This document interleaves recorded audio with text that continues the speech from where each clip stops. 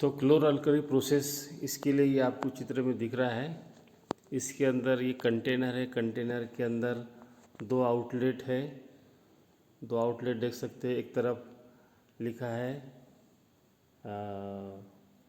Bryan, Bryan मतलब नमक का पानी अंदर जाने के लिए, और दूसरे तरफ NaOH है ना। और इसके अंदर दो इलेक्ट्रोड डाले हैं, एक एनोड और कैथोड। और इसके अंदर एनोड और कैथोड, ये इससे इलेक्ट्रिक करंट पास होता है। और ऊपर से दो आउटलेट निकाले हुए हैं। तो ऊपर के दो आउटलेट देख लो,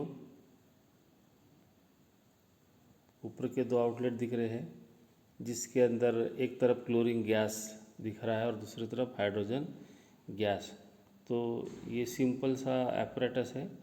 इसके अंदर दो चेम्बर बने हैं, एक तरफ हाइड्रोजन गैस, एक तरफ क्लोरीन गैस, एक तरफ NaOH बन रहा है और एक तरफ नमक का पानी अंदर जा रहा है। तो अंदर जाने के लिए नमक का पानी उधर से दूसरे साइड से निकालने के लिए सोडियम हाइड्रोक्साइड बेस निकलता है, ऊपर से गैस निकलती है।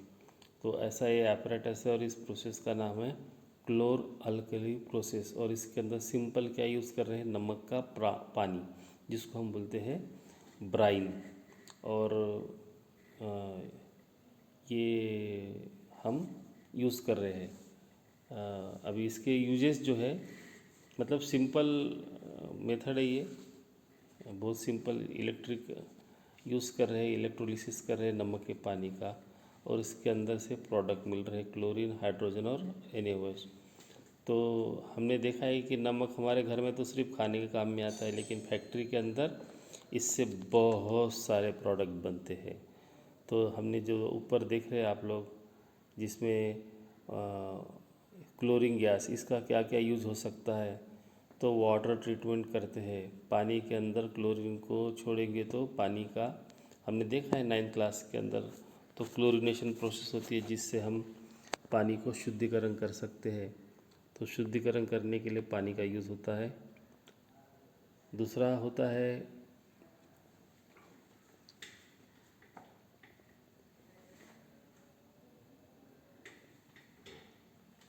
स्विमिंग पूल के अंदर, जो अच्छा स्विमिंग पूल होता है वहाँ का पानी एकदम शुद्ध होता है। वहाँ पे लोग उतरते हैं तो शरीर के बैक्टीरिया वगैरह उसके अंदर जाके वो पानी दूषित हो सकता है, लेकिन क्लोरीन गैस उसके अंदर कंटिन्यू छोड़ते रहते, जिसकी वजह से बैक्टीरिया पानी में मर जाते हैं।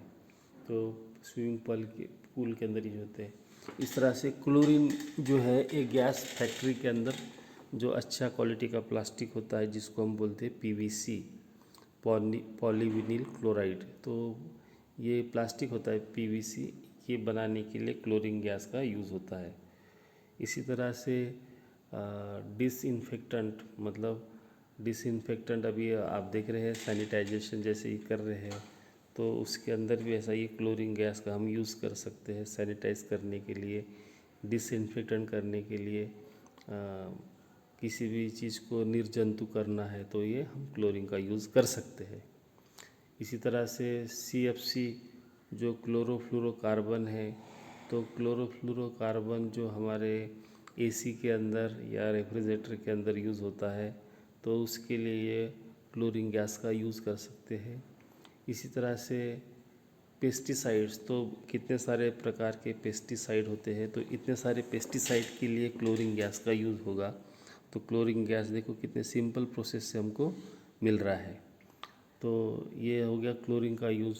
अब उधर देखो हाइड्रोजन गैस, तो हाइड्रोजन गैस तो सबसे बेस्ट फ्यूल बोला सकता, बहुत अच्छा फ्यूल है। फ्यूल यानी ईंधन, है ना। इससे जब रॉकेट इतना बड़ा, वो जो रॉकेट चलता है वो हाइड्रोजन गैस से चलता है, तो इससे अंदाज़ा हो सकता है कि कितना बढ़िया वो फ्यूल है। तो इसके साथ साथ ये मार्गरीन, मार्गरीन क्या होता है, तो वो डालडा वगैरह आता है ना, घी के जैसी रहता है, तो वो मार्गरीन, वो हाइड्रोजन गैस से बनता है। तो वो ऑयल से ही घी बनाया जाता है, नकली घी बोलेंगे उसको। तो वो बनता है, वो कैसी बनता है वो भी हम अगले टॉपिक में जब कार्बन कंपाउंड पढ़ेंगे तो उसके अंदर आपको पता चलेगा कि मार्गरीन कैसे बनाते हैं। फिर अमोनिया, तो अमोनिया आप लोगों को मालूम है, अमोनिया ये फर्टिलाइज़र बनाने के लिए, यूरिया बनाने के लिए, है ना, तो ये काम में आता है। तो इसी के लिए हाइड्रोजन की ज़रूरत पड़ती है। तो नाइट्रोजन और हाइड्रोजन मिला दे तो अमोनिया बनता है, और अमोनिया और कार्बन डाइऑक्साइड मिलाए तो यूरिया बन जाता है। तो वो इस फर्टिलाइज़र बनाने के लिए भी ये यूज़ होता है। इसी तरह से फर्टिलाइज़र है ना, तो ये सब ये हाइड्रोजन से बनता है। तो देखो क्लोरीन गैस बन रही है, हाइड्रोजन गैस बन रहा है, साथ साथ हम ये सोडियम हाइड्रोक्साइड, तो इससे क्या बन सकता है, तो डीग्रीसिंग मेटल। तो डीग्रीसिंग मेटल क्या होता है, तो हमारे जो मशीन के पार्ट्स होते हैं उसको हम स्मूथ, मतलब उसको फ्रिक्शन कम होने के लिए हम ग्रीस का यूज़ करते हैं, ऑयल का यूज़ करते हैं, है ना। तो ये बहुत दिन तक कि वो पार्ट ग्रीस में रहेंगे, फिर काले पड़ जाते हैं, और उसको रिपेयर करना है, साफ़ करना है।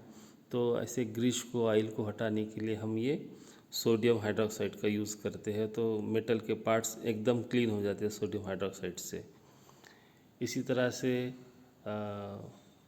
Soap and detergent. तो सोप जो है, साबुन, साबुन कैसे बनता है वो भी हम सीखेंगे अगले टॉपिक में। तो सोप और डिटर्जेंट, तो ये भी बनाने के लिए सोडियम हाइड्रोक्साइड का यूज़ होता है। इसी तरह से आर्टिफिशियल फाइबर। तो आर्टिफिशियल फाइबर क्या होता है, तो जैसे नेचुरल फाइबर आपको मालूम है, ऊन है, कॉटन है ना, जूट है, फाइबर है, धागे हैं जिससे हम कपड़े बनाते हैं। तो कुछ ऐसे नकली भी धागे होते हैं, मतलब जिसको हम बोलेंगे आर्टिफिशियल, है ना, जो नैसर्गिक नहीं है, कृत्रिम धागे बोलेंगे। तो कृत्रिम धागे मतलब ये रेशम की जैसे होते हैं, नकली रेशम बोल सकते हैं। रेशम असली होता है वो हम रेशम के कीड़े से बनता है, लेकिन वैसा ही नकली रेशम भी बन सकता है। तो रेयॉन बोलते हैं वो इसको, नकली रेशम को रेयॉन, है ना। तो ये सोडियम हाइड्रोक्साइड का यूज़ करके हम ऐसे सिंथेटिक कपड़े भी बना सकते हैं सोडियम हाइड्रोक्साइड का। तो देख लिया, ये सारे जो इतने सारे प्रोडक्ट किससे बन रहे हैं, सिर्फ नमक के पानी से। नमक के पानी से क्लोरीन गैस, हाइड्रोजन गैस और सोडियम हाइड्रोक्साइड, और फिर ये सारी चीज़ें अलग अलग बनाने के, अलग अलग कंपाउंड बनाने के काम में आते हैं। तो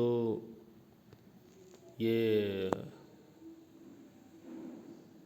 इम्पोर्टेंट, फिर से दोहरा रहा हूँ, some important compounds obtain from the by product of the chloralkali process.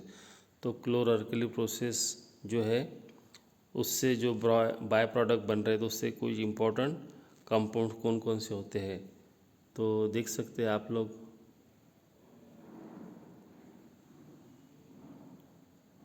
तो पहला जो है वॉशिंग सोडा है ना। वॉशिंग सोडा का आप देख सकते हैं सोडियम कार्बोनेट, है ना, इसका केमिकल नेम है वॉशिंग सोडा का सोडियम कार्बोनेट डी क्या हाइड्रेट, डे क्या हाइड्रेट।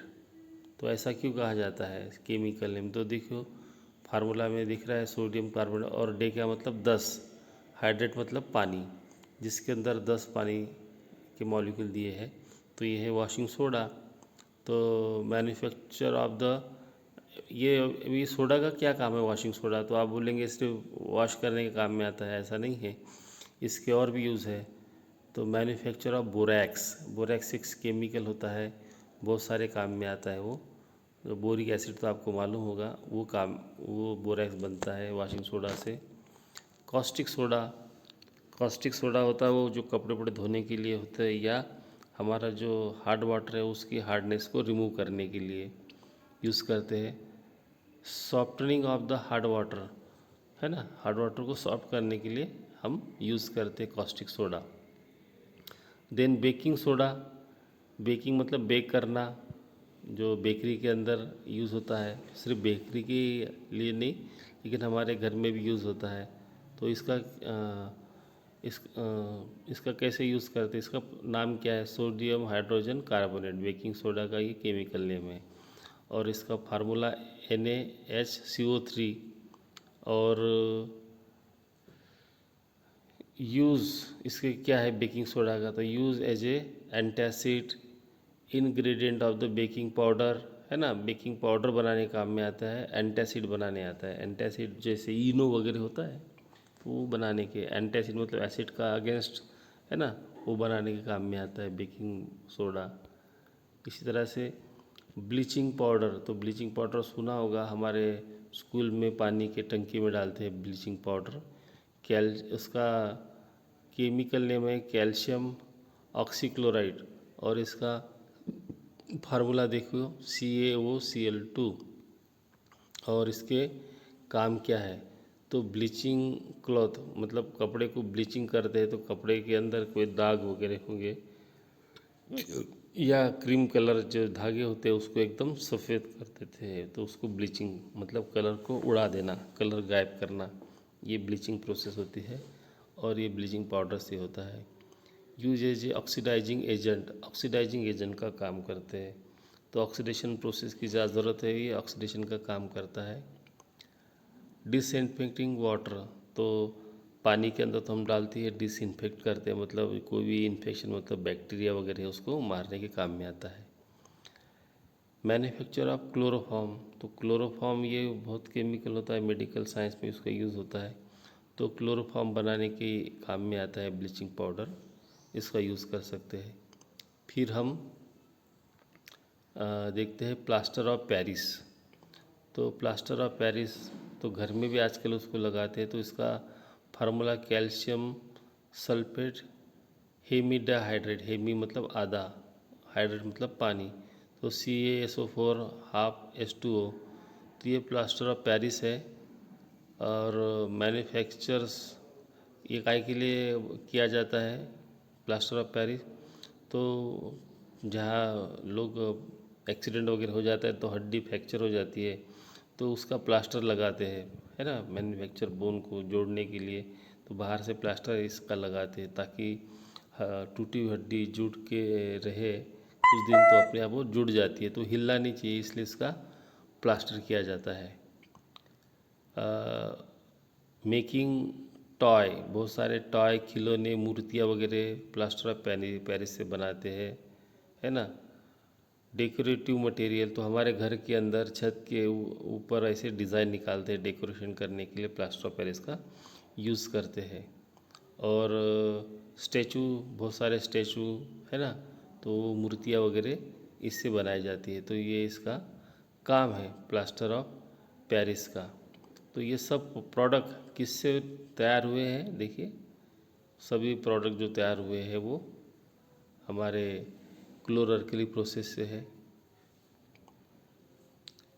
अभी ये ब्लीचिंग पाउडर, है ना, कैसे बनता है, तो कैल्शियम हाइड्रोक्साइड है, उसके साथ में क्लोरीन गैस की प्रोसेस करते हैं, तो ये CaOCl2 और H2O ये बना है, तो कैल्शियम ऑक्सीजन क्लोराइड ये जो बना है ये है ब्लीचिंग पाउडर, तो ये ब्लीचिंग पाउडर पानी को शुद्ध करने के काम में आता है, तो इस तरह से ये हम बनाए, तो इसके अंदर क्लोरीन गैस का यूज़ हुआ, तो कहाँ से आई क्लोरीन गैस, तो देखा है क्लोरीन गैस वो हमारे क्लोरअल्कली प्रोसेस से आई।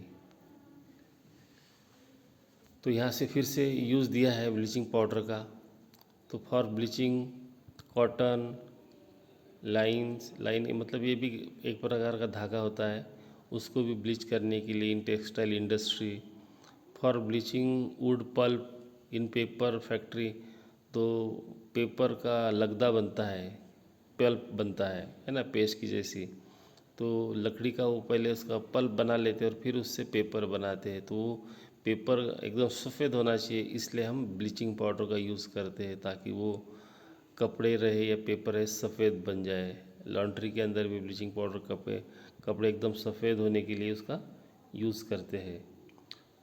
N oxidizing agent in many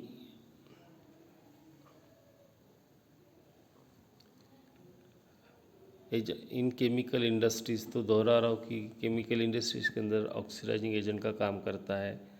और जो पानी वगैरह दे तो पानी को शुद्ध करने के लिए, जर्म फ्री करने के लिए हम ये ब्लीचिंग पाउडर का यूज़ करते हैं, तो ये ब्लीचिंग पाउडर हमको मिला है क्लोरीन गैस से। क्लोरीन गैस मिली है नमक के पानी का इलेक्ट्रोलिसिस करते हैं तो उसका नाम है क्लोराल्कली प्रोसेस से।